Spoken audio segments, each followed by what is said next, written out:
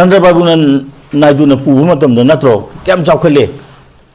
bukhoi gi state to hojik so dungai Telangana ga Hyderabad ga thugai ga adu mo adum chawkhot na bhona jari hojik India gi western coastal leba ko aga nu state sing kyam chawkhale gi lang lang ni Gujarat Rajasthan ko Bombay gi pare si chawkhatling ne ba asi akhoi matou tangudaba natro aduna si akhoi adugi mota akhoi di akhoi gi lebak se thugai ba yana ba adudi lai na akhoi major community kamaina muthat sige haidana taw ko plan da hogdo party sing je karino akhoi wa yang kan haning de hoji de akhoi chakot pa natte ne hoji te akhoi isa hingna nam hona ba matam ni ne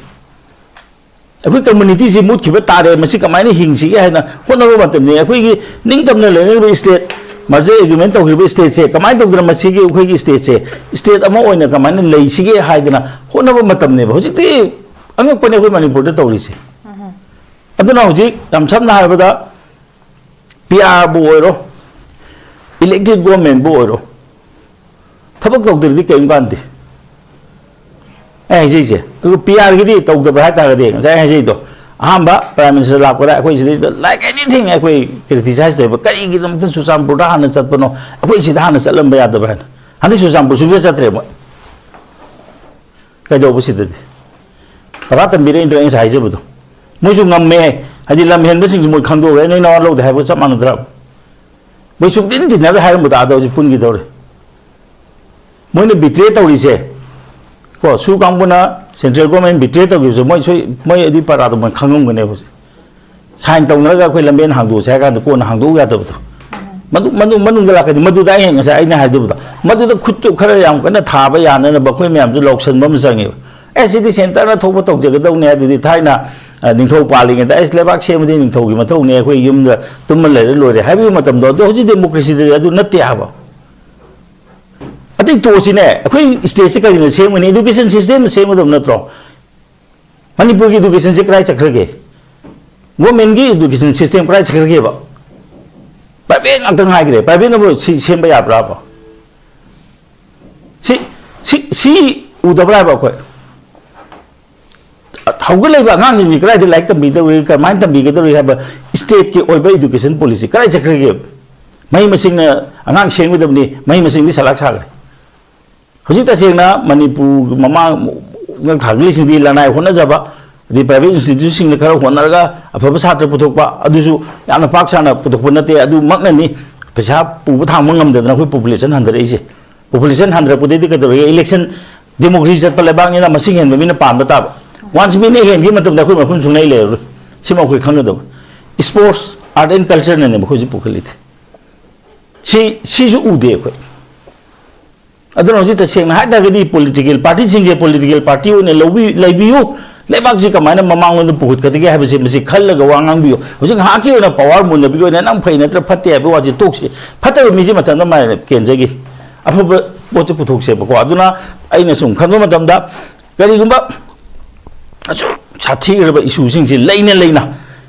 Masagi ko akhoi gi MP election ma mang khang na vote to gi ba adumaina handik state assembly de election to buta ga de Manipur gi marai bakthi bu ma du khwai ri oi gane ba manam ge no da seng ma chum ji debate to na da kari no du puthong na da na sa gi hector ko akhoi gi emotion de chal ga vote thada na gi bata tra ga di akhoi khwai ri lai bakthi bo gane aduna mase issue puthok ko na tra ga puthok to ba issue hingan ba ha se political class le an political class sing se moi gi mathau khujana to biu masai ji do akhoi ko mi di chatli ha ba चलगा प्रजा के अवाब ताइनरी करी की political party Singh जे मोय मतौ तमजौ ने आई हाइनिंग बथि सेसो सिंह की मतौ तमो कितंग दो जु तमो जा हन राउंड की ओइना एनी सिग्निफिकेंट हन की खोंगचत सिदा हन की नेशनली प्रेजेंट मसा मंग सु कौरपनी काना पॉपुलर गवर्नमेंट सिमा सेमक सेम याइ सिग हेन अखिंग न मरी लेनगनी capture ngang na re mayam hai tare aduna oza gi mot ka main thambini soida masi idea dum haje badane nga sai khoi gi ko agenda si sini haina hairaga to thaba amta natamni na aikoina madu sum bam sum pangja sabai wani hoji tasengna aikoi gi Manipur da thoiba thogdo ko thok mayam sina maram oidana sai khoi gi president rule se lake president rule gi lakpa sida mathang torok to na ngarang ma ngasa ge president si Manipur da yore ibudun hana prime minister lakpa matamda leihibu potama president lakpa matamda leiba potama loina na masigi tanja sidane ba president sida leiring ne ada BJP ke MLA sing lao haidana kaure haidana tawri basi mase khoina sum kano se ko kari oramba yage haibadana tongan ba da chakhraga sai ge hujigi masida akhoi sidai leiriba akhoi surrounding haitare ko surrounding circumstances haitare sai ge thauto kan fibam se ko akhoi gi Manipur gi fibam se akhoi masi nahi na ya akhoi dasengna akhoi amat to ina manaraga sai ge ko sai ge loina mak che sidi leba kai bi aba poni haidana cha manaraga thengaraga di kesu leba po natti am samna haibada sai ko akhoi gi democracy gi khwai gi mare democracy gi phatta ba haibada handa akhoi khange mamdi kanu da democracy salomni na mai wa singang na ko matam da mai power ji pa ne taw ko matam da hundo ka hunjin ga tong na basin mar moidra matam ma da akhoi gi ko ningthau gi masa masu mayam na akhoi gi lingjen manada ba gi akhoi gi Manipur si lekha ta gi matam ma lei gi hainirim ni hojik ti lingjen manada ba se hojik ti constitution da piri bne mamdi kanu mai tong da party ji sem da na cha aina phai na tra ga aina phai na hundo hunjin da bu se hojik ti aina ya ba po da mo ore matam du de ningthau sem ba haidana ko sangling ba thar ka du sangling ba di kan dena te executioner habni ko pharaga manga kakpung nam mi thar ka du ni ado hojik ti democracy ni ne ma aya ba pire aduna hoji akoina history hangane yema matam da sai tari khundak pase kari gino an haibada sagi akoi ge ningthau lingjen manada bane sumai tawduna hoji kuki na mitei muthana ba tawri je kari gino haibada akoi lingjen manada bugine manadri bisi kari gino na haiba matam da sai do akoi je kai ma communist country mo ba sumai ne lam hen mangam gudro democracy chatlu bana madu akoi tawbune ngang bu sai bom ta ya re adu phanam tawta ga su hoji akoi lei bisi kari no hai gan da ko irang je loisaning ba kangbu ma loisaning da ba kangbu ma irang si sangdari ge kan ba kangbu ma hoji nga singarang kanu na akoi president na ko prime minister na kanu chatu matam da Chuchangpur chatu matam da awa ana thoina ude ngarang president na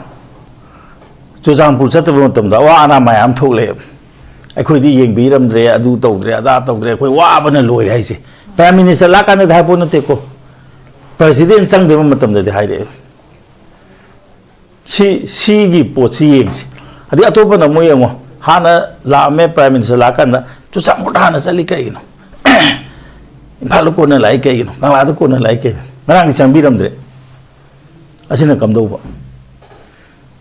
adi mo mukoi su sangdo ko matam da akhoi sumai tawduna free movement gi aya ba pi hai sangdo ko matung de pesa logre pesa kai gre adai di moi si se gai gre akhoi tawgi de adu gi para na ngara president na tambiram mi do ignore to ba hora ne ngang kai chal mi Senapati da loina maki community loina maki ko koi tribal chini na mayang be wanga ngame peace ta sang se na harabe loina maki peace pur na bonus prime minister na ham aduni peace from da laoina ana asil lakpa matam sida aina ngang ubu matam da adu gi potu ma ingi tu mai di pira men khale na koi maram di ka do moi di salam da sikari no an haiba matam da koi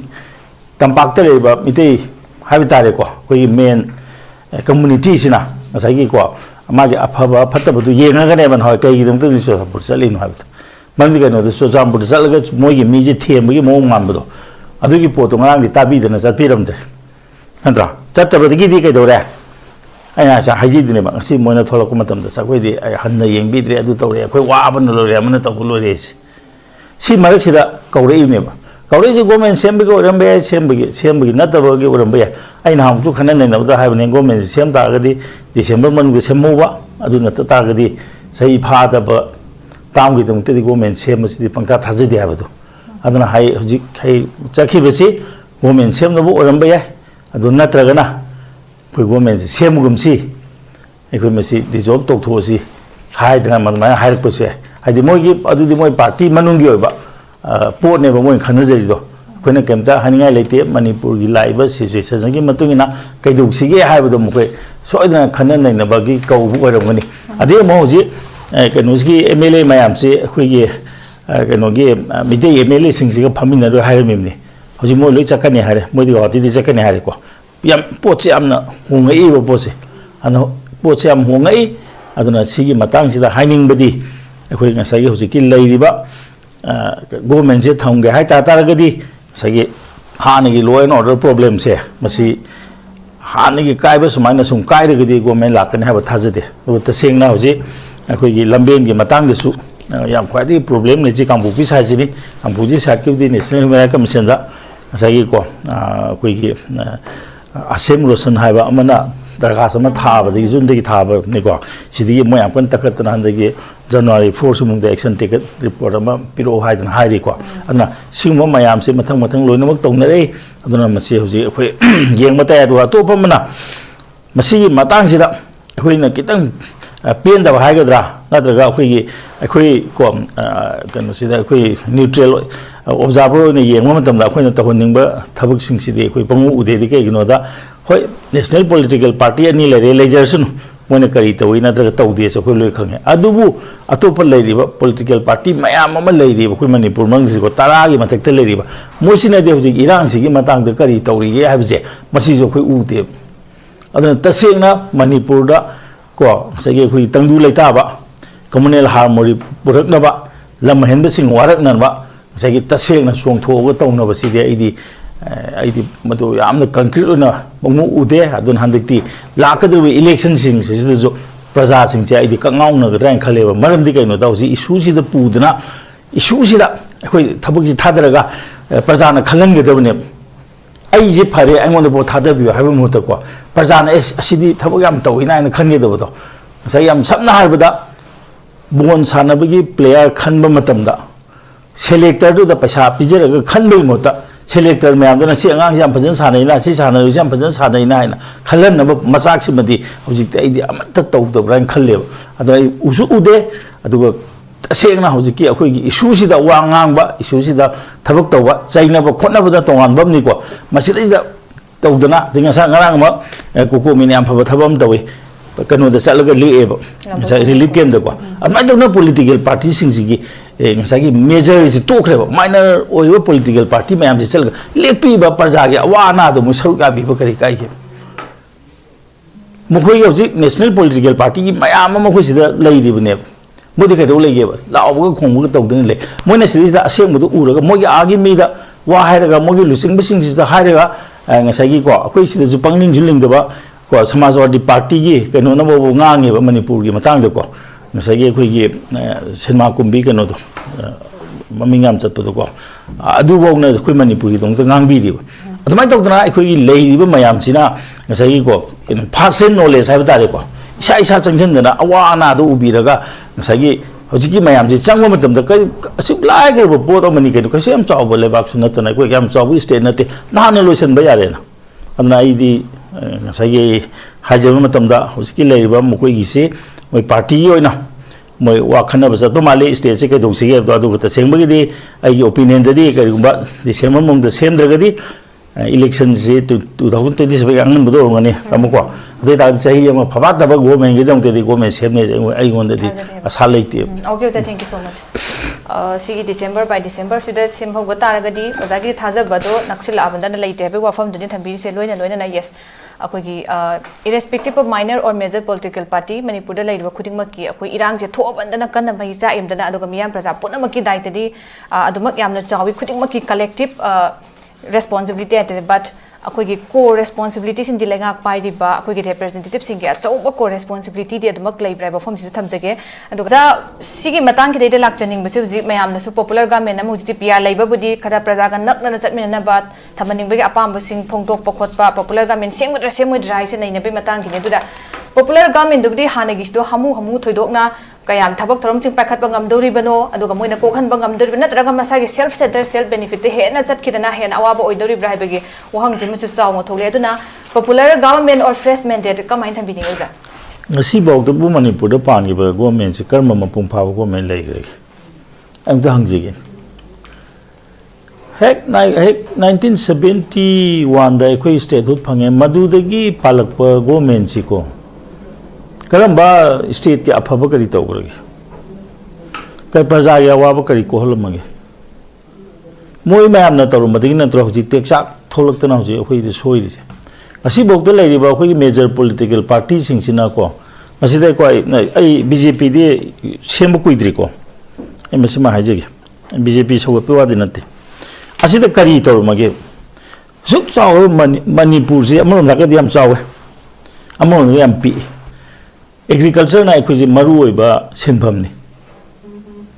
cold storage अमु थौंगमब्रो लेब्राब cold storage अमु थमब्रा अखोई मणिपुर मणिपुर से मसागी पोथोना अखोई चाबु कोनरमिमनी नुपी लाना बिसे मणिपुर की मनुंगदगी इम्फाल दगी मणिपुर की चेंग मपाद पुथोए ना हौबु लाने हाबा अखोई मिगोन पूरा डिपेंड तौरबने बौची मसी कनाय मरानोबो तसेंग हाय दागदी गवर्नमेंट से हंदक चही द थबक खर तौ मथंग द खर तौ फरकदम नत्रो अहम लाइक तम बहुते जब मपी लाई गए तम मीदी अदगी कनो matric pass तौदना अदगी मथंग तौदना MAB यौदना अदगी research तौदना यौदौ नत्रो Manipur की पॉलिटिकल से कदौरगे वांखत पूरा नेमधा ब्राब मणिपुर की से पॉलिटिकल क्लास से कर्म मखल की क्लास नो अदगी मो हजिक सेमगा तौबंग दे मोय मतम दे क्याम ngममगे बा मोय मसेन पगांग ngangnariसे अदे मो पॉलिटिकल पार्टी जिंगसिना अखोई लेबाक से पाने हाइद्रा मोय मसिंग सुना थागत को हुंबु सिमुंग कुंथ्रा है ना थागत पॉलिटिकल पार्टी क्या लेगी हाबा तर मंगा खक थागल तरा खक थागलगा लेबाक पान्या ब्रो मिंगोंदा दुम नपचा थांगजेदना दुम लेगेदो पार्टी नत्रो मोयसे हंदक अखोई अनी कारे ए मथंग दि खरे याम थांगलसी मथंग दि खरे थांगलसी हाइदना तौरगा तौबा अदुगुमा पॉलिटिकल पार्टी को मपांगन याम सोना होरकपदिगी मपुंग फागिबा पॉलिटिकल पार्टी जी करन लेरेगी सिंजंग पाइबदुनी अनी कारा दु मुतखरेने दुम एमएलए योंथोगो दुम तोखरेने ममिंगु ताखिद्रे असिगुमा स्टेट ने बा खुइसे अमना बा पंगजै जेबा मथोक तादेबा अदुग पॉपुलर गवर्नमेंट हाबिजे दि इलेक्टेड गवर्नमेंट हाइनिंगे पॉपुलर हाबो हाइजे सिननिंदे दा अतोबमना क्लोज डोर द सेम नत्रग same the by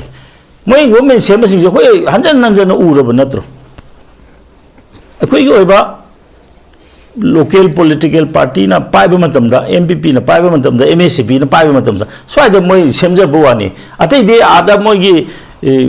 high command हाइगा हे कोनता हाइनिंगे कोइसे ममदि केनो द मोइसे अतोबा पार्टी की ब्रांच ओइबनी ना मोइसे देदा तोआना थबक तो सुंगा यार मदु पार्टी की नियम नते बत अदु पार्टी की नियम नते है अदुना सिगुंबगी पोछि लैबनिना याम कना हाइनिंगदे हुजिको स्टेट से मांग दे चिंगत पजे डॉक्टर इंजीनियर ने चिंगत कदब नते लाइक हाइबा उकिल ने चिंगत कदब नते पॉलिटिकल क्लास ने चिंगत पिगदब मखोना अफबा कनो सेमगदबनी पॉलिसी सेमगदबनी अफबा पॉलिसी सेमना मथंग कारगा मनि कनो सिदा इंडिया के मन याना मकोक थोंग स्टेट अम ओगदबने चंद्रबाबू नायडू न पुब मतम नत्रो क्याम चाखले मखोइगे स्टेट तो हजिक सो दुंगाय तेलंगाना गा हैदराबाद गा थुगाय गे अदुसु मोइन अदुम चाखोना बहन जरी हजिक इंडिया की वेस्टर्न कोस्ट लेबको कनो स्टेट सिंग क्याम चाखलगे लंग लंगिमने गुजरात राजस्थान को बॉम्बे की परे सी चाखलिमनेबा असी अखोई मतौ तंगुदब नत्रो अदुना सी अखोई अदुगी मोता अखोई लेबाक से थुगाइबा यानबा अदुदी लाइना अखोई मेजर कम्युनिटी से कमाइना मुथत सिगे हाइदना तौको प्लान द होगदब पार्टी सिंग जे करिनो अखोई वा याम कन हाइनिंग दे होजिदे अखोई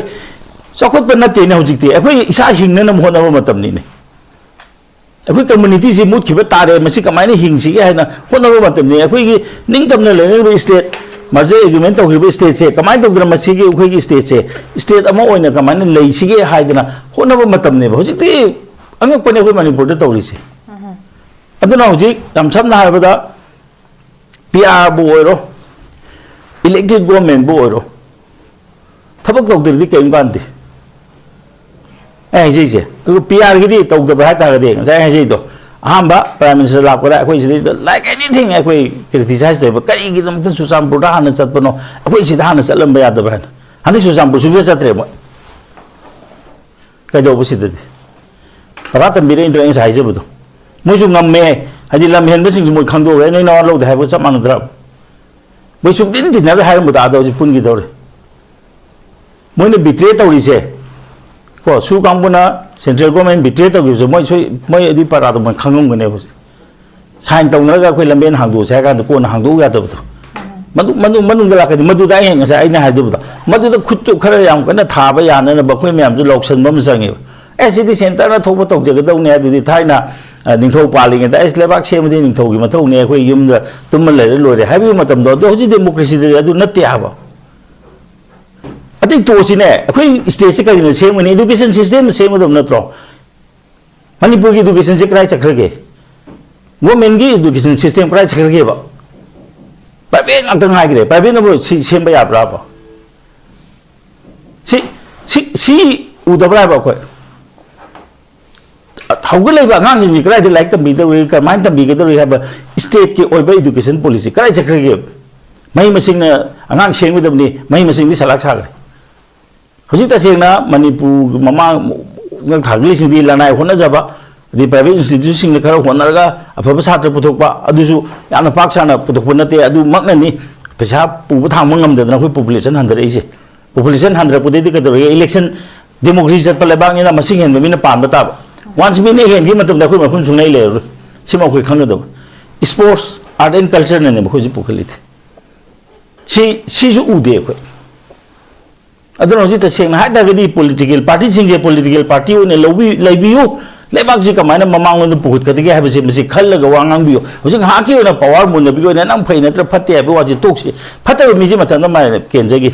afu bo ji puthok se ko aduna aina sum khan ma dam da gari gumba achu chathi ga ba issue sing ji leina ngasagi ko akoi gi MP election ma mang khang na vote tau gi ba adumaina hamdi state assembly de election to buta ga de manipur gi marai bak thibu ma du khwai ri oi gane ba manam ge no da seng ma chum je debate tau na da na kari no du puthok na da na ngasagi hekta ko akoi gi emotion de chalaga vote tha da na gi bata tra ga di akoi khwai ri lai bak thibu oi gane aduna mase issue puthok ko na tra puthok ta ba issue hingan ba ha bi se political class le an political class ang se moi gi mathau khujana tau biu masai je do akoi ku mi di chatli ha ba चलगा प्रजा के अवाब ताइनरी करी political party Singh जे मोय मतौ तमजौ ने आई हाइनिंग बथि सेसो सिंह सिगी मतौ तमो कितंग दो जु तमो अदि दे याम फगल खने आई हाइजब दो लेबा न सेसो न कनबा को प्रजा न सेसो न कनबा अदुगा नसागी माही मचुमदुना पॉलिटिकल पार्टी न साबा सिगुम लेबाक सिबु क्याम कुइने हिंगी दोइनो आई मसे हायगा आई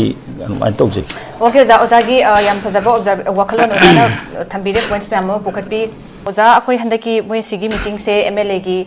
कनो कुकी के एमएलए तरे चु सरुक यागनी अदुगा बीजेपी की एमएलए कुंट्रानी थोइमक सरुक यागनी हाबगी चांग थाजब लेयेन सो हाइदी अदुना कुंट्रानी थोइमक aduna hayeng gi se ja koi gi athuk matam da